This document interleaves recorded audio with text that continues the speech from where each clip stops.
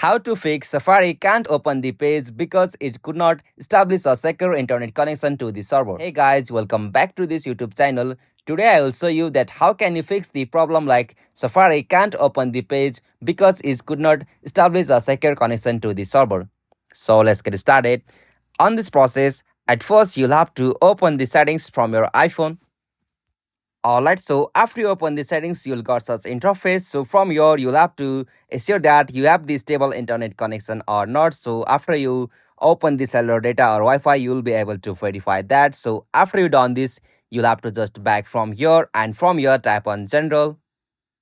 Okay, so from the general section, you'll have to go the option software update. So from the software update section, you have to update the latest version of iOS on your iPhone. So after you update the latest version of iOS on your iPhone, you'll have to just back from here. Okay, so from the general section again, you'll have to scroll down and you have to go the options like VPN and device management. So simply tap on it.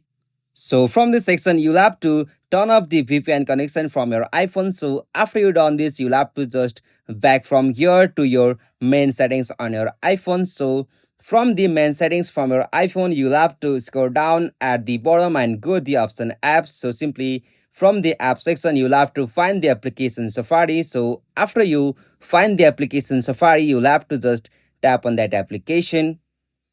Alright, so from the app info of Safari, you'll have to scroll down at the bottom and go the options like clear history and website data. So you have to find that option and simply from your tap on it. Alright, so simply from your tap on clear history. Alright, so after you done this, you'll have to again scroll down and go the option advanced. So from the advanced section, tap on website data. And now from the website data section, you'll have to delete all of the data of website from Safari. So after you done all of the procedure from here, you'll be able to fix that problem. So this is the easiest and simplest method.